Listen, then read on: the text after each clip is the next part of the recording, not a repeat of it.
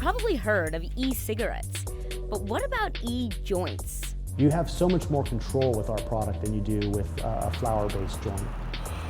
There's weed oil in this little contraption, and it vaporizes when you inhale. There's a little atomizer inside this unit. There's about 150 puffs in each stick. It's a growing trend in marijuana smoking circles, especially in states where the drug is legal, like here in Washington. But the company says the goal is not to attract the biggest potheads. Check out this YouTube ad from Juju Joints. And laugh and smile and say we're lucky to be alive.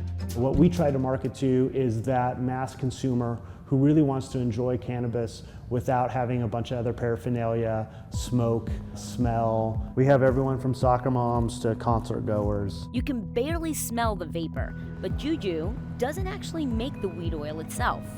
We have decided strategically to not actually be in the marijuana business, but to sell the device around it. And it's working as a business. They're expanding into Nevada and Oregon, other states where recreational or medical marijuana is legal.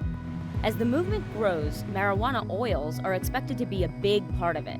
So we wanted to see how the oil is made. Is it safe? And what are the effects?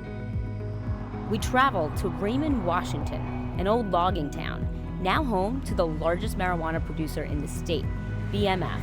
We have 13 grow rooms in different stages. We control the lighting, humidity, temperature. We're harvesting approximately once a week. About 80% goes into flower and 20% goes into oil products. I think the market is headed towards more marijuana oil. And it's made in this room. The plant is ground up. And yes, they use a blender.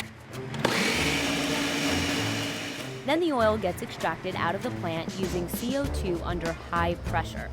The result is an oil that is 30 to 70% THC, the psychoactive chemical that makes you feel high.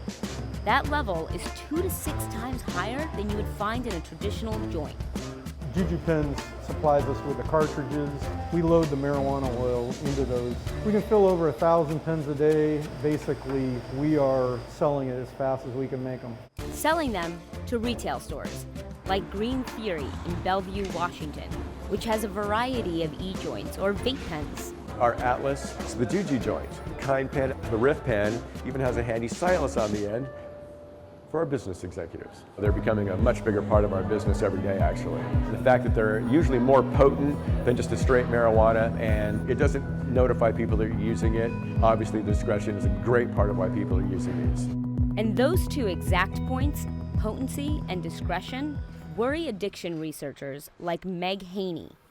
Daily cannabis use can produce addiction. People who use very regularly do have a very difficult time stopping. Lady Gaga came out and said she had an addiction to marijuana, and my phone started ringing off the hook because nobody heard of such a thing before. Haney says vaporizing high THC level oils is uncharted waters. It's unlike anything we've ever studied in the laboratory, and it's a much higher potency than most marijuana. Repeated use of very potent marijuana, it's an unknown. And it's what many millennials are consuming. It's the wave of the future. Most of the younger people that come in here in their 20s and 30s are familiar with these. They know how to use them and they want more.